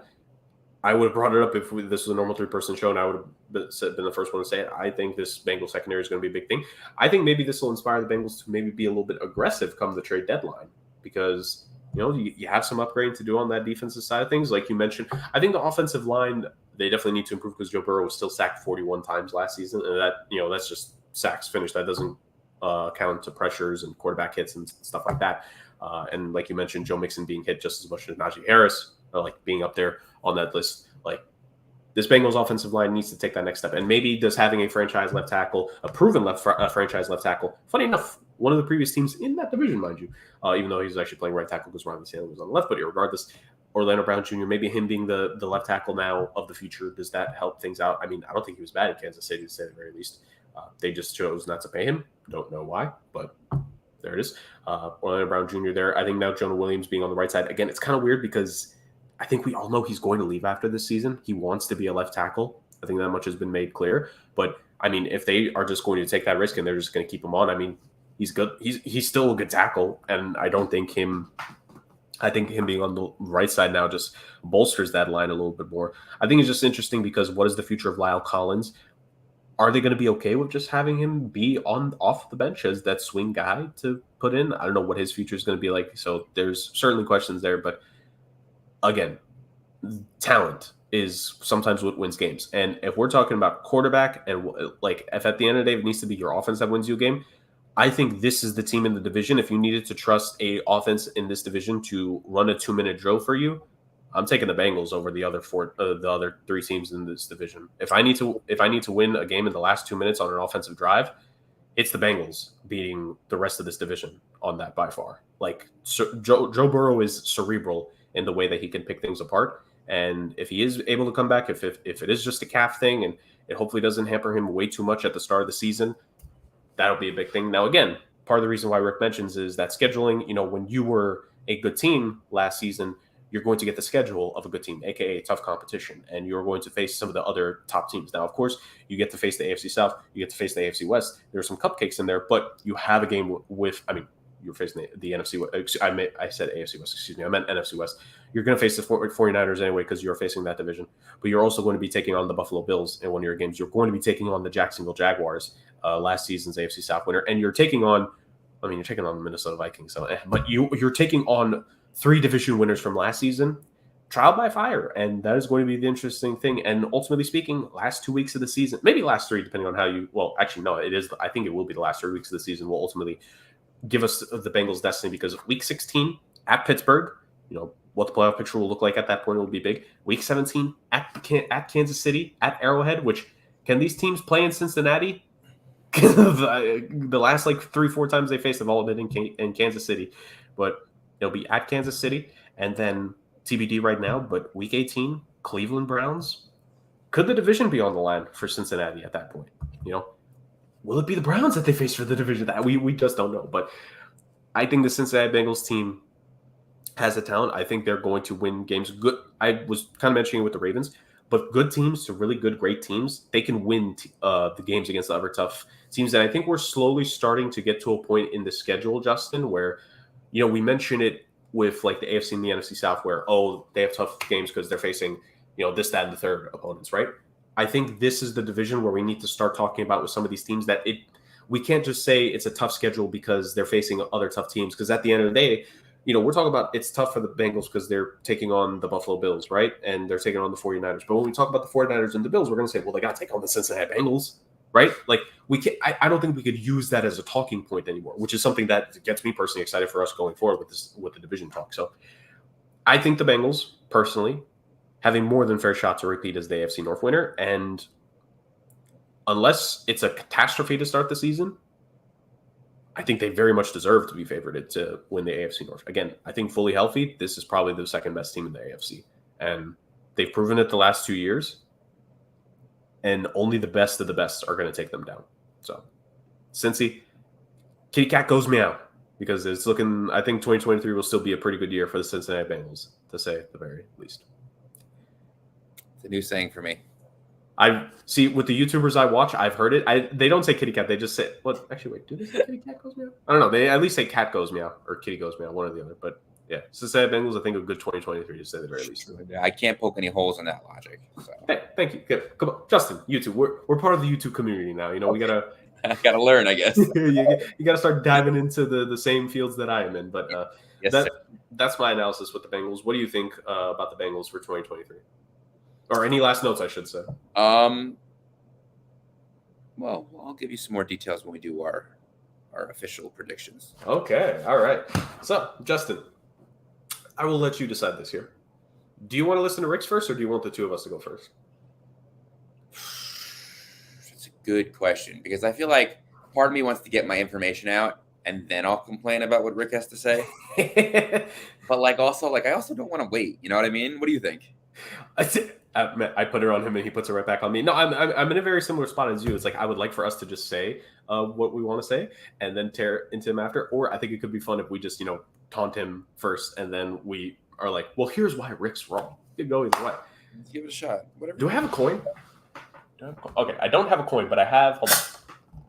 I have this pin that I got at the Big 12 tournament. Yes, we're actually doing this, ladies and gentlemen. So front side, I guess you could say, is heads. And the backside is blank. So that's tails. There's a magnet, but I think you'll understand why I shouldn't do it with a magnet. It would make it complicated. All right, Justin, I'm gonna flick this bad boy up in the air. And let's say heads, we go first, tails, Rick goes first. All right? All right. Call it when it's in the air. What do you mean call it when it's in the air? You just said what they are. No, you have to say heads. No. Right. Okay. Are you ready? Mm-hmm. Heads. That was us, right? Yes. So we will go first. I'm going to make this easy. Justin, you go first. Sure. Who is your fourth place team in this division? My fourth place team is going to be the Cleveland Browns. I do think they improved. I could see them with a winning record. You tell me they go 9-8 this year, I'm not shocked. Really not. That being said, I think that they do have a very tough division to compete in. I know they played really well against the Steelers last year, but they still have the Ravens and the Bengals that they're going to have to beat. And I think their schedule is just a little too tough. I have them closer to 8-9, maybe 7-10, and just rounding out the bottom of a very strong division and being in playoff contention in the last 5 weeks. I think it's not saying, it's not a tough call. It's not a hot take in my mind. Right, to say the least. All right, this will be a bit unique for me. My 4th place team, I have the Pittsburgh Steelers.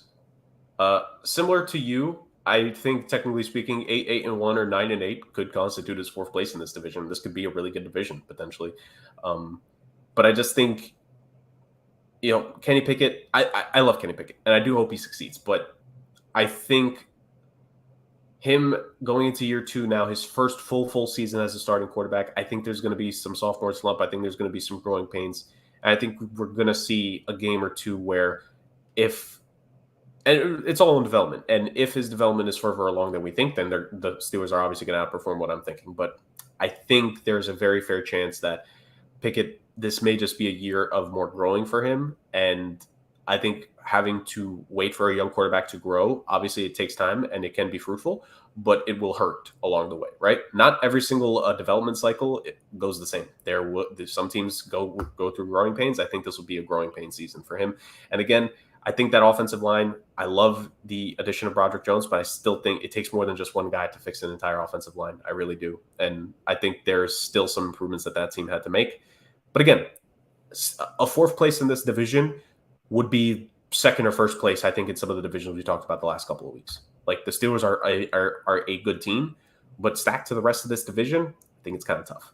I know I normally go back to you, but let me just say my 3rd team here because, you kind of just mentioned them. Cleveland Browns are my 3rd place team. Again, I'm just banking off the fact that Deshaun Watson is going to not return to the full form he showed in Texas.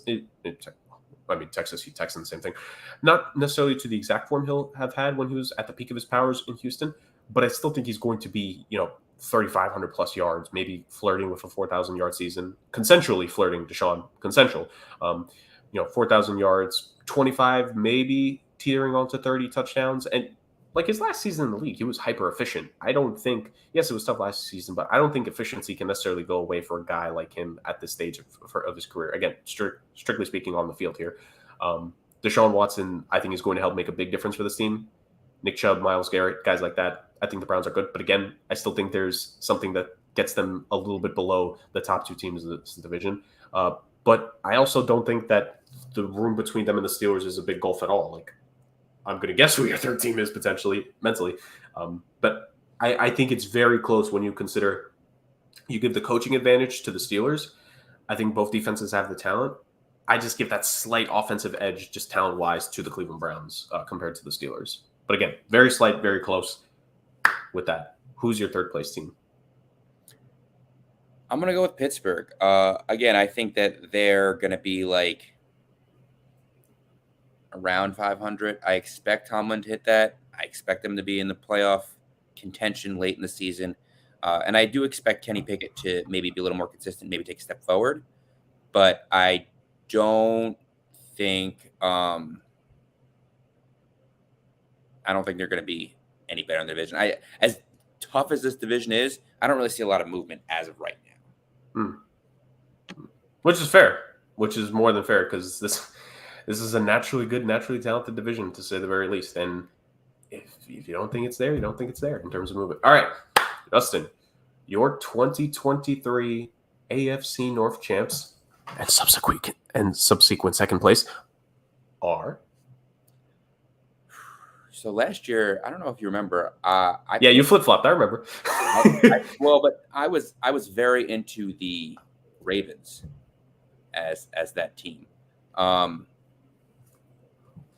I do think there's a chance that the Ravens are back there again, but I'm not going to spurn the Bengals just yet. I do think that they are not as good as they were last year, but health is a major concern in Baltimore. And until they can prove that they could stay healthy and get that offense really going, I'm going to say that it's going to be the Cincinnati Bengals. Nice. Nice. All right, Justin. Fun fact here. Last season, when I had picked the Bengals to win the division, and I got it right finally, I kid you not, I guessed the division winner of this AFC North wrong for like a good 5-6 years in a row. I was on a Stephen A type finals run where I just could not get the winner of this damn division to save my life. Maybe not 5 years. Maybe it was closer to 4.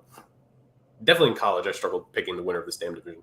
That was my personal pain with the Ravens. With the AFC North. Did I just spoil it there? So we'll see. Do I have it here? Ladies and gentlemen, my 2023 AFC North champion is... I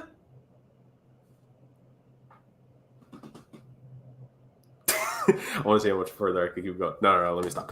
I love the Bengals, man, but I got to stick to it. I have the Ravens winning the AFC North this year. Wow. Yeah, I think it's there for them. I think, again, the talent's there. I think the offensive coordinator change was a big deal, as I mentioned when we were talking about the team earlier. I think diversifying this offense, it's like it's a goddamn portfolio here, but diversifying the offense a little bit more really is going to help this team. If Greg Roman was still there, I'd be picking the Bengals by a mile. And again, with me picking the Ravens here, it's similar to me with the Browns and the Steelers, where I think it's literally going to just be a game difference when it comes to these Yeah, teams. I have it close. In fact, I think they play each other late in the year like they did last year. Yeah. And I think it might come down to that game specifically. But yeah, I have it very, very close between the Baltimore Ravens and the Cincinnati Bengals. They don't actually. They don't play each other. The last game they play is Week 11, which is disappointing. Yeah. But yeah, I have the Bengals by a game, maybe by a tiebreaker. Right. And again, I think it's a similar thing. And we were kind of mentioning this last year when it came to these two teams as well. Like the fact that it was close last year. I think it's going to be close again this year. I'm just going to give the slight edge to the fact that the Bengals just lost a little bit in that secondary. And the thing is, they're relying on young guys in that secondary. I think some of these guys in the secondary are going to struggle a little bit with some of these teams that they're going to have to face. One of those guys on that Bengals defense is going to have to find a way to bracket Stephon Diggs. And that ain't going to be easy, to say the very least, whatsoever. But again, Bengals Nation, I'm still with you. Joe Burrow is still my guy. He still shows up in my sister's TikTok algorithm. It's the funniest thing in the world. So I'm very much into the Joe Burrow TikTok realm of things. I may not have the app, but trust me, I'm all for Joe Cool. He's still my guy. Funny enough, he's probably actually low-key one of my top 2 or 3 MVP candidates going into this season. But I think the Ravens just get that slight edge back this season. I think the Baltimore Ravens do make it to the playoffs, yes, but also win the AFC North as a whole. So, quick summary between the two of us, because, we're going to see it live on video anyways here in a couple of moments. Justin has the Cleveland Browns as his 4th team in the AFC North. He has the Pittsburgh Steelers 3rd. He has the Baltimore Ravens as 2nd, and he has the Cincinnati Bengals 1st. I have the Steelers 4th, the Browns 3rd, the Bengals 2nd, and the Ravens 1st. Going to be really interesting once we have to name wildcard teams, what we have for our wildcards. Because again, only 3 wildcard teams. There's some talented squads that are going to miss out this season, Justin. I am very excited to see that. But before we go, you need the standings for all of us, and we know how this goes. We're probably going to tear this apart for 10 minutes, depending on what he says. I need to get a glass of water for this.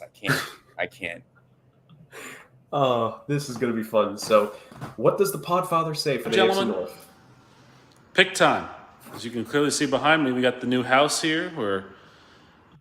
What is it with Rick always changing a shirt at least once in all these video submissions? I like to think he never has the same. Like every time he wears a shirt, he just throws it out.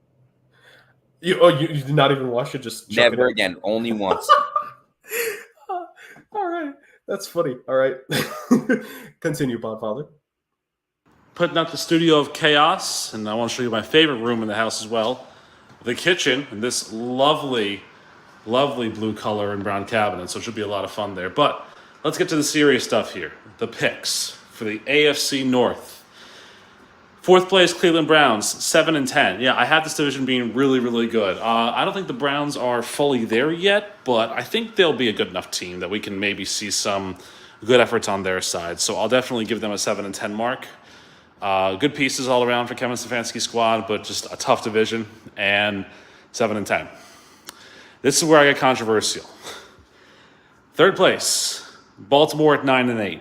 Again, I have this sinking suspicion that something with Baltimore is going to go off because it always seems to go off with Baltimore. Injuries could be a possibility. They could lose a game they shouldn't lose. Justin Tucker misses a field goal wide right. I know, blasphemy, right, Jerg? But it could happen. So I'll put Baltimore 9-8, which means... Wait, hold on. Now we're at number... Wait. Is he going to have Pittsburgh win the division? He went too far with that Justin Tucker thing. There will be punishment when the Podfather I've never returns. had to pause a video before that Rick's been playing. Is he about to pick Pittsburgh? Yo, I think he is. I think he's All going right. to pick the Steelers to win the division. I can't wait. Go. Let's let it finish. Let's let it finish. Number one. Or what? Maybe I'll do number two first. So, we'll go number one. Number one, Cincinnati, 12-5. I don't think the Burrow injury hurts them in any way, shape, or form, and I think they're going to be a solid enough team to win out and get the division once again. It's a big year for their wide receivers, as I mentioned. So let's see how they fare. And my big surprise at 10-7 and the 7th seed in the AFC playoff team, the Pittsburgh Steelers. Yes, Mike Tomlin does it again. I think Kenny Pickett takes a huge step forward this year for the Steelers. They've got a really solid team, a lot of good pieces there, and I think they can make a run. So I have Cincinnati 12-5 winning the division, Pittsburgh at 10-7 making a wild card spot, Baltimore at 9-8 missing the playoffs, and maybe we'll see some guys get fired, and Cleveland at 7-10 missing the playoffs. But this is the first of what's going to be a lot of good divisions coming up to preview. So looking forward to doing it with us, you guys, when I get back home, and we'll have some fun. All right, he won it back at the end. He won it back. It was close. Dude, I was convinced. I'm like, oh my God, he's gonna do it. The mad lad is gonna do it. Oh Lord. I mean, again, I think maybe less so with the Browns. Maybe I think the Browns' ceiling in this division probably is just third this year, and that's why I just settled with them at third. I do see it as a realm of possibility that yes, the Steelers could finish second in the division, but I understand maybe not being the biggest fan of the Ravens, but third. And here's the thing: he has the Steelers being his 7th seed, so that means he has the Ravens missing the playoffs. I don't know. I don't know. I'm not fully buying it. Now, again, could that potentially be fixed? I mean, I don't think so. I think Rick tends to just stay with it. But as we've seen from last season, ladies and gentlemen, once we do our full wildcard recaps, division winners can potentially change because it did happen last year. And maybe it'll happen again this year. Who knows? Maybe someone will be swayed to change their division pick. Or maybe someone will make a bad pick and then forced to keep it for the whole season, even though their team ends up in last place. Probably. Or you could pick 3 division winners and none of them make the playoffs. Pride cometh before the fall. I like that. Pride before the fall. Oh, God. Oh, Lord. So that'll be fun. But that aside, I think a solid one. So for those of you that maybe tuned out for a second, because, as did we, first ever time we've ever paused a Rick video, not just once, but twice. So that was, look, you just joined history on the show, ladies and gents. But a quick recap of Rick's picks. Browns at 4th place. Understandable. Ravens at 3rd. Steelers at 2nd. Bengals at 1st. Confirmed, locked in. The Steelers are one of Rick's wildcard teams. They're his 7th seed. The Bengals are his AFC North winner. I'm going to be really interested in now. And like Rick said, this is, I think, the start of us talking about some really good divisions here over the next couple weeks. And that will continue next week, ladies and gentlemen, because we have completed the South. We have completed the North. So as the adventurers we are, we've gone through half the compass. We still have 2 more halves to go through. And ladies and gentlemen, we'll be headed out to the far east of the realm. And we, as we've been doing so far, will begin in the NFC side of things, because next week in our 2023 NFL divisional breakdowns here on the Sports Agents of Chaos podcast, we are going through the NFC East, home to the defending NFC champions themselves. I can't wait to go through that division, Justin. I think it's going to be a fun time. The least. No rant podium from Rick this week, ladies and gentlemen. I know everyone's the viewership is dropping already. They wanted a rant podium, but no rant podium this week that Rick isn't here. Justin, I don't know. Do we have any ranting from you before we leave, or are we good?